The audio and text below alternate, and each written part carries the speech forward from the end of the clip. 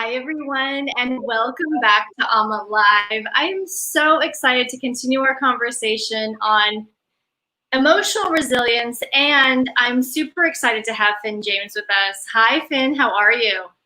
Hi, Adriana. Thank you so much for having me. Yeah, it's really great. It's very exciting to be here. Thank you very much for inviting me. Absolutely.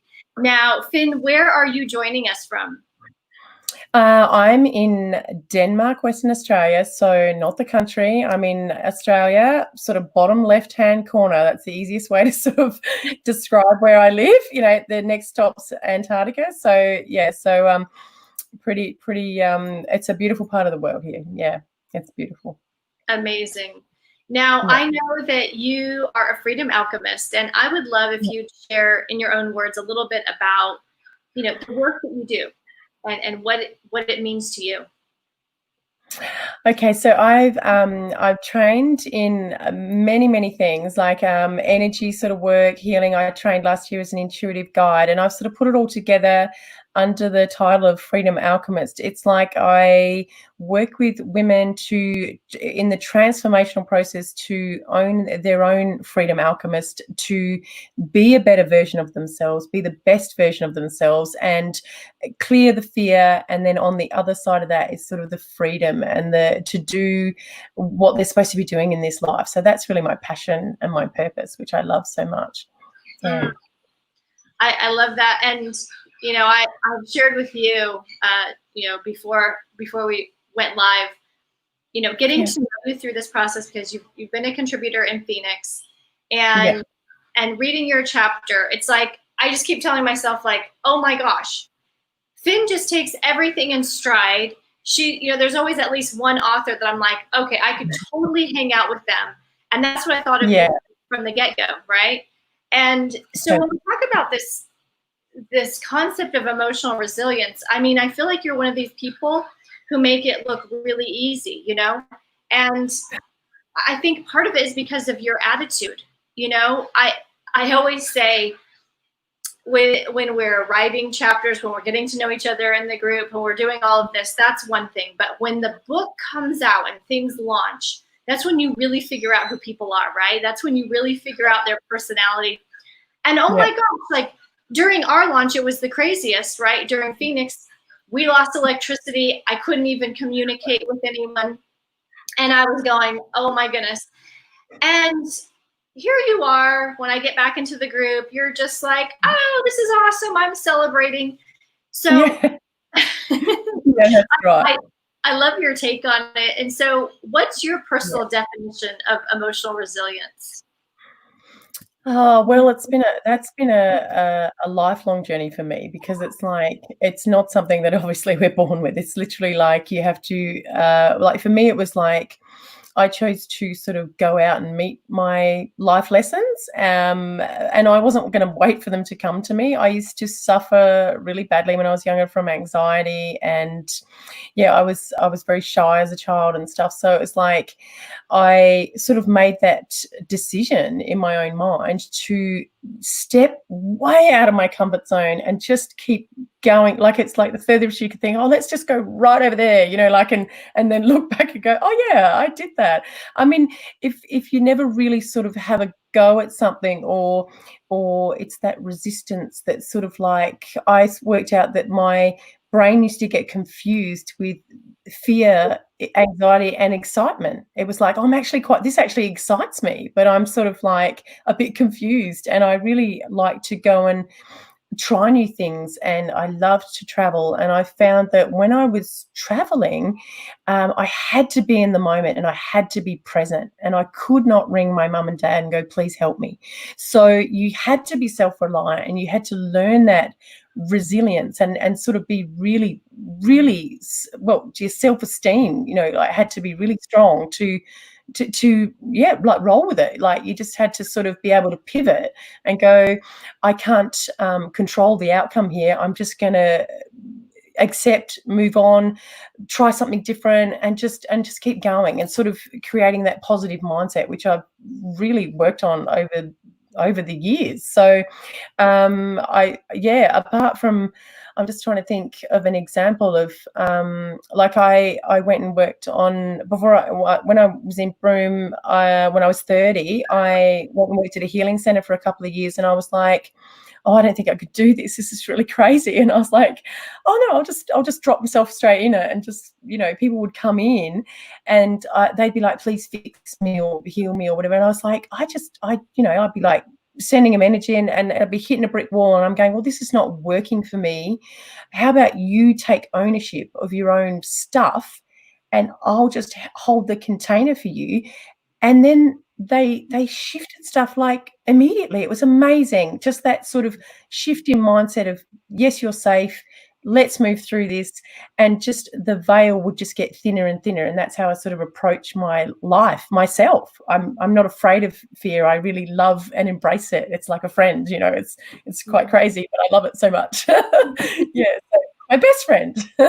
I love that. And I could really relate to your story of, coming from a small community, going out to see the world. And you're so right, because I felt that so much when I traveled solo in my 20s. It was like, I was, 8,000 miles from mom and dad. And so they weren't going to come to the rescue. No one was going to fix this.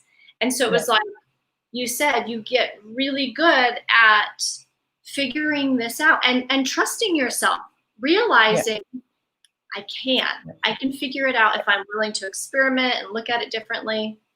So I know in your chapter you share, sort of your journey of not only work and the various types of work that you've done, which I find so fascinating because it's not what is typical. No. Also when you met your husband and your journey to having children. Yeah. So I would love for you to share a personal story of like when you really felt the most challenged and how you sort of dug into your toolbox and navigated those times.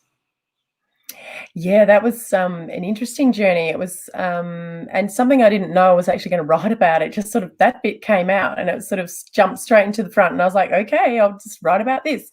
So obviously it needs to be heard. It's like I had a self-imposed cutoff to have children by 40. And I sort of thought, oh, I'll start having kids. I'll try and have kids at 36. And it was sort of like, oh, that didn't really happen. And then I was sort of coming up to 40. And I was one of those people that was always used to getting what I wanted at the, I'd create my own reality. I just sort of, and then this wasn't happening for me. And I was like, oh, hang on a minute, this is a little bit stressful. I'm feeling a little bit panicked. And I was like, oh, that's really interesting. So when I went and they actually opened a fertility clinic in Denmark and I was their first customer, I was like, yay, isn't that nice? So to do stuff like that when you live in the country regions, you have to go to the city, and it's really, really difficult. And I got to experience how hard that is for people to actually go through that process of let's rule everything out.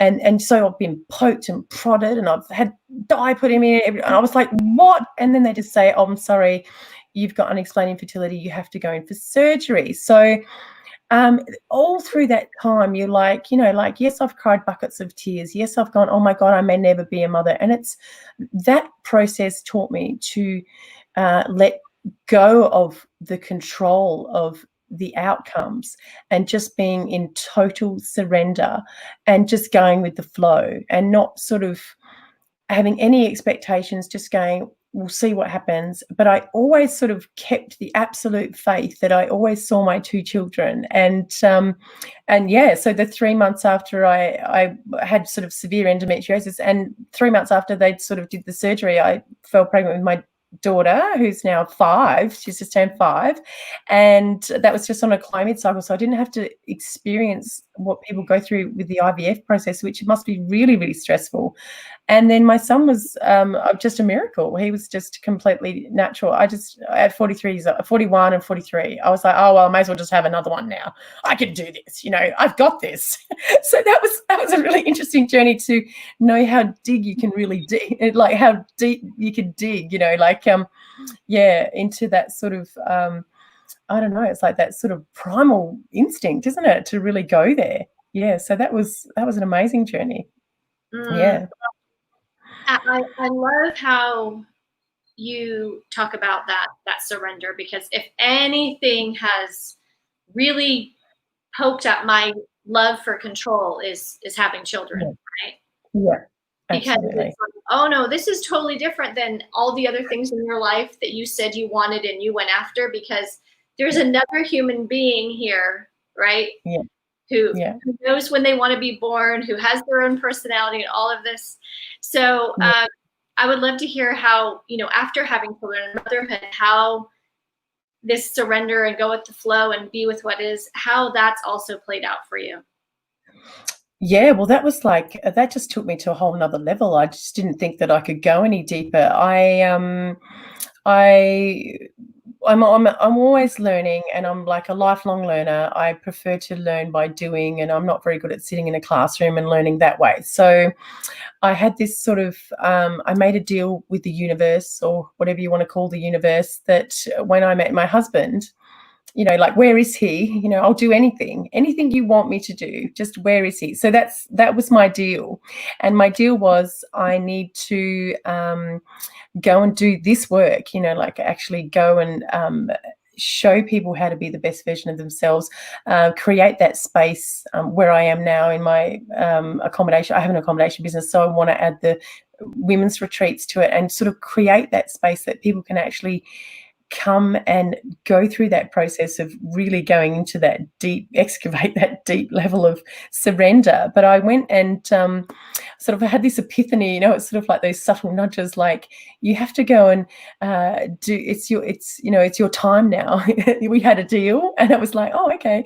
So there was a lady by the name of Ricky Jane Adams doing an intuitive intelligence course in Denmark, and I was sort of like, oh, here, hold the 3-month-old baby, I'm going to go and do this weekend workshop.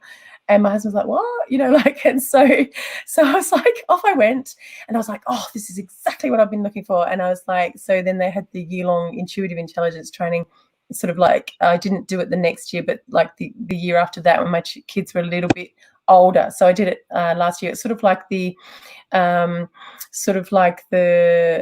quantum physics meets sort of the new age, sort of, like the going from the 5D stuff to 3D, and we're going sort of for the middle, the feeling, and getting that feeling state, and sort of being the bridge between the worlds, and actually making it more mainstream, and actually helping people sort of get through those layers. And I was like, oh my God, finally someone gets me, like, I was like, that's what I used to say. When your car is not running properly, you take it to a mechanic, like, you feel a bit out of, it sounds funny, or it feels, it just feels weird. So we should be able to do that for ourselves, be able to take ourselves to someone that can help us shift our energy and bring the vibe up, and actually, and make it like that amazing sort of space that this is where we're supposed to live from, like this really high vibe sort of, just the heaviness, just go away sort of thing. So that was my thing. It was like, I had to deal with the universe, and this is what I have to do. So this is what I'm sort of creating, like, right now. It's like I'm now that the restrictions are lifting, and it's like I'm going to sort of run a retreat very soon, and so I'm so excited about that. And I'm also going to offer like the one-on-one sort of packages for people that don't want to sit with other people. They're a little bit scared to do that. So some people aren't used to the whole concept of a women's circle. So so for me, it's all sort of coming together now. That sort of it's my life's come full circle, and this is what I was always supposed to do. So so it's really exciting. I love it. Finn, I want to have people connect with you, and I know that we talked about the best way that they can do that is on Facebook. Yes. So I'm going to pop up the Finn James Freedom Alchemist. And there's this phrase that you, or your own words, your own quote that you have put in the book, and you stated here about how you didn't wait for your life lessons to come to you, right? How you went out and met them. And also when we were talking before we went live, when you said, this in person, this local, this face to face, this intimate connection is really so important to you. And I have found something to be very interesting, because in the last few months, it feels like, everybody's discovered Zoom, and I want to have these digital ways of connecting and selling. And I actually thought I would be like, oh, absolutely, you know, Yeah. because I've been online for 4 years after being off for 7. But the thing Yeah. that's really become so clear to me over the last couple of months is that whatever we consider to be local to us is so incredibly valuable. And so Yeah. I would love for you to share a little bit about what people can expect to experience when they would come into your space, when they attend something with you. What can they expect to experience? Oh, it's quite a unique place that I live in Denmark. I really encourage people to look it up, Denmark, Western Australia. It's like it's got the most amazing vibe here, and where we live, or where my accommodation business is, it sort of looks out to the highest mountain in Denmark. It's not like a snow-capped mountain, though. There's no snow here. We're not that far enough still, but unfortunately, so it's like the sun sets over the mountain out sort of the back patio, and there's that sense of when you arrive, you'll sort of sit down and you'll sort of do that long breath out, I call it, and it's like this. Like people can spend a couple of days here and it feels like a year, but they just don't want to leave. So I really want to add something else to that, to actually go, look, you can come into the space, come and sit with me the next morning. Let's do a bit of a one-on-one session.